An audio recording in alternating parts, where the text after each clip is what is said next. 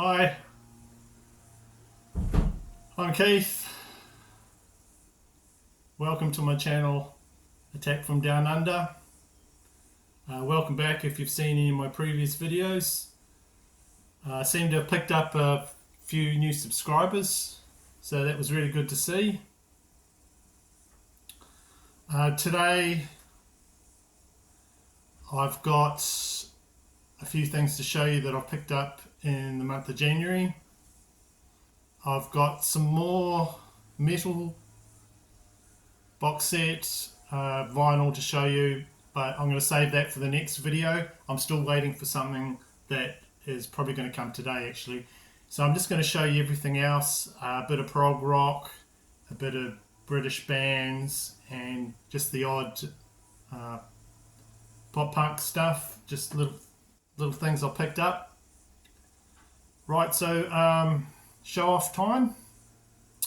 I'm going to show off some of my older vinyl.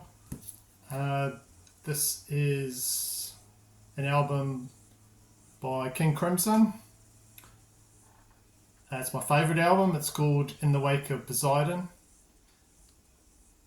I'm not an expert on King Crimson. I just like listening to them. So they are a band formed in 1968. A progressive rock band. They've got quite a cult following, and they mix a lot of different things, a bit of jazz, classical, a lot of improvisation with different instruments, even you could say metal in with some of this. So this is my favourite album by them, In the Wake of Poseidon. The cool thing about this one that I did pick up at a record fair is that it's a New Zealand pressing of the album, and it's on the Vertigo label. So only the New Zealand pressings of their music is on that Vertigo there.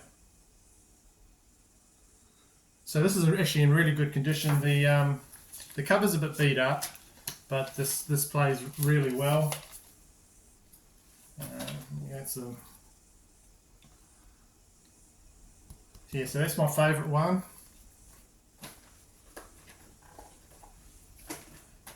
Another one of theirs, this one here is called Lizard, and this was recorded in 1970. So the band members Robert Fripp and Peter Sinfeld, they just wrote this album themselves. It's got a lot of flute parts in it. So that's another one that I got that I do enjoy. They're not for everyone, but there's a lot to like in the King Crimson catalogue.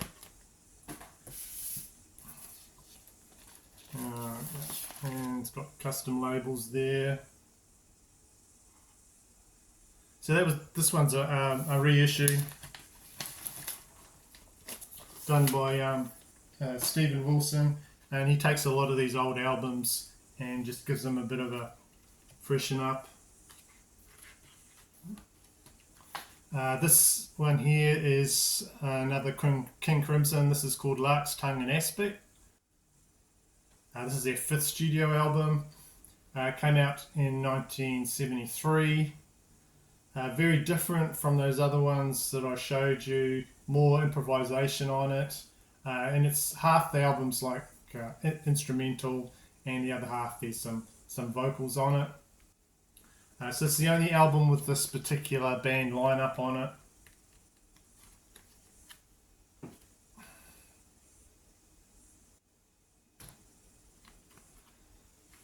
So yeah, some flute on here.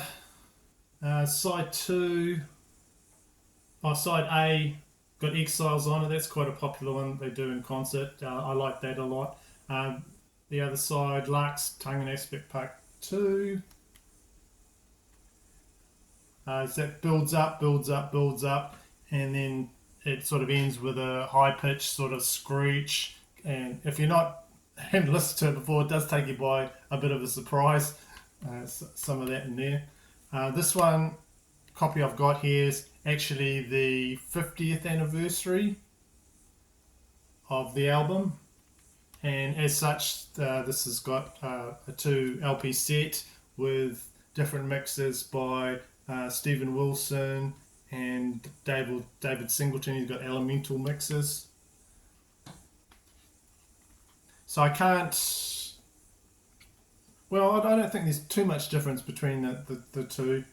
Maybe one is a hotter mix, and the other one's you can sort of listen to the one by Stephen Wilson. There's probably more detail in that one. The other one's sort of probably a hotter mix. It's a bit louder and in your face than that one. The other one, there's more sort of definition in it. So that this came out after the 50th. This was a good one to get because I don't see a lot of their albums around. So if they're going to do a really good sounding version of their record, I'll get it. So I'm enjoying the King Crimson. That's all I've got of them so far. Let me know in the comments if there's anything else that stands out to you that I should have amongst their collection. Right, so sort of doing a transition from something completely different there.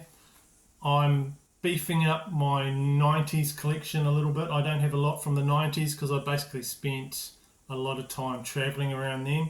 So some of the big albums I'm getting, if they're being re-released, and they're doing good re-releases of them. So this is sort of some of this next stuff I'm going to show you. I want to talk about this band, Oasis. So, of course, everybody heard Oasis music at the time, the Britpop rock band. So what's your favourite Oasis album? For me, it's not this one. That's the one a lot of people seem to cite as their best album, What's the Story, Morning Glory, or their debut. Not my favourite. My favourite actually is this one here. It's called The Master Plan, and it's actually a compilation, you could say, of all the B-sides they released for their previous popular albums, released as CD singles. So it's all the B-sides on this, and this came out a year after their Be Here Now album, which when it came out was not very well received as much as this one, their Be Here Now album. So all the songs on here, even though they're B-sides, are better, in my opinion, than the studio album that came out, than the full-length album they released instead. And even Noel Gallagher admits that a lot of the material in here is a lot stronger than was probably better. So this is actually a really good album, my favourite.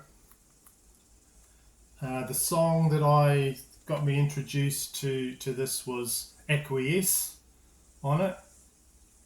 It's just a song about sort of takes you into the whole brother relationship between the two brothers in this band. Like all you hear about them is their fighting and their bickering and all that, but it was actually a really quite a insightful song that he wrote about his relationship to his brother, and I really liked it. I first heard that song because it was given away free on a CD that was taped to a magazine. I think it was Q magazine. Q magazine was like sort of like a British Rolling Stone magazine, and they used to have CDs that you could listen to taped to them, and there was one that had some songs from this and just explain what the song was about, and that was the one that I took to right away, that Acquiesce song. Another good song on here is The Master Plan. That was written by Noel Gallagher and was originally released on the 30th of October 1995 as a B-side to the single Wonderwall. And everyone knows well, a lot of people know that one because you would have heard it in the 90s from this album, that song Wonderwall. So Noel sings a good chunk of the songs on this album. It's got very strong material, and I even appreciate the version on here of the Beatles song "I Am the Walrus." I think it's really good. So if you haven't heard that, if you think all there is from Oasis is this in their debut and maybe a little bit more, give this a try. It's actually a very good, strong album in its own right, even though if it's all B-side material that they threw in with their A-side singles. So that's the master plan. Another artist that I've sort of been listening to a little bit is Tracy Chapman. So her debut was a big success when it came out in 1988. It went 6 times platinum and won 3 Grammys. So I bought a copy of this album on vinyl, and I sold it as it's worth actually quite a bit now. It's never been repressed. There's only the one pressing of it. And so what I did was I bought it for, I think it was $20, and it can go, if you resell it, it can go for upwards of $100. So I put it down, I resold it and put it up for sale for $70. It was gone within half an hour. So a lot of people are looking for this debut album of Tracy Chapman on vinyl. So I flipped that and I sold it within half an hour. I do quite like this, but I'm quite happy to just have the CD. I think that album's popular because country singer Luke Combs covered his song from that album Fast Car. So that song suddenly became popular again, and people wanted to listen to the original of that, which is on that album. I do like from her 4th album, the album's called New Beginnings, released in 1995, and I like the song Give Me One Reason. This is on this compilation as well. So I'm quite happy to just have a Tracy Chapman compilation there. Listening to a bit of that, and sort of just going back to the 90s again. So another one I picked up January, Green Day's Dookie, released in 1994. So this is one of the big influential albums of the 1990s. It just helped start a bit of a revival of many musicians starting like pop punk band type outfits. I do remember this from the time, but I didn't pick it up or listen to it very much, just heard the singles. So I wanted to give this a strong listen, so I got this one. So this is their best selling album, written mostly by the lead singer and guitarist Billy Joe Armstrong. So this is right after grunge, and people are looking for something else to sink their teeth into. So it's sort of like a more polished pop punk sound, and it was a big album at the time. So it's the 30th anniversary of this album, it says there, and this is a limited edition pressed on baby blue vinyl. So I might as well show you that. There's the blue on it.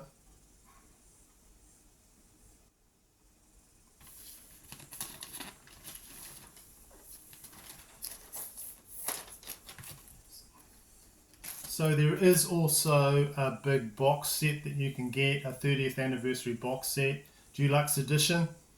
It was released last year. It features like outtakes, demos, and 2 live concert recordings. I don't have that, but my friend Kevin does from Sonic Boom TV.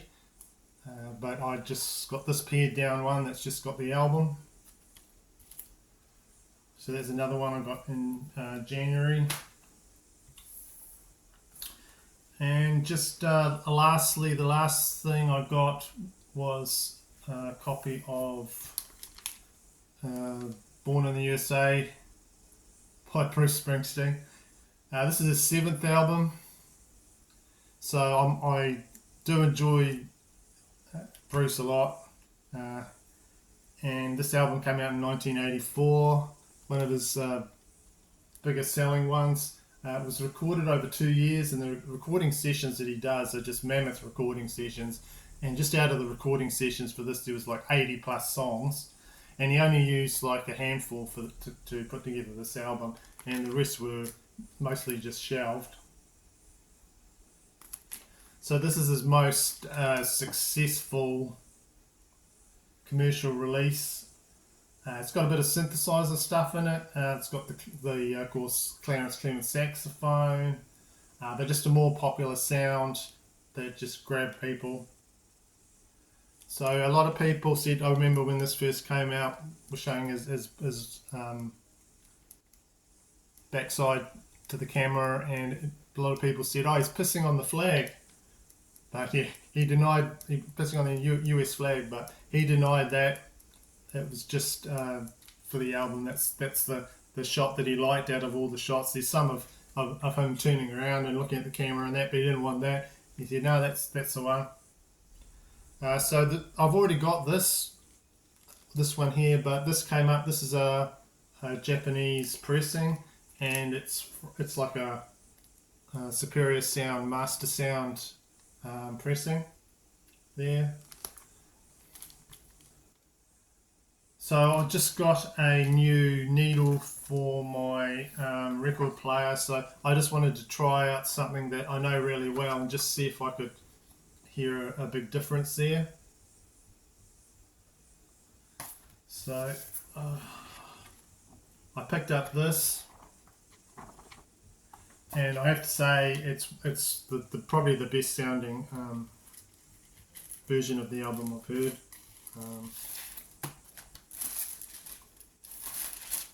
There you go. That's a Master Sound Japan version of Born in the USA. So that's it for today. I just wanted to keep the video machine going, keep making videos, because otherwise I get out of practice, and then it's been weeks since I've done a video. I want to get back into it. So my next one, I'll definitely be doing a heavy metal one. I'm putting together the material to show you for that, so that'll be a big one. That'll be probably next week. So thanks for tuning in for this video, and I do appreciate you watching and commenting, and I'll see you in the next one.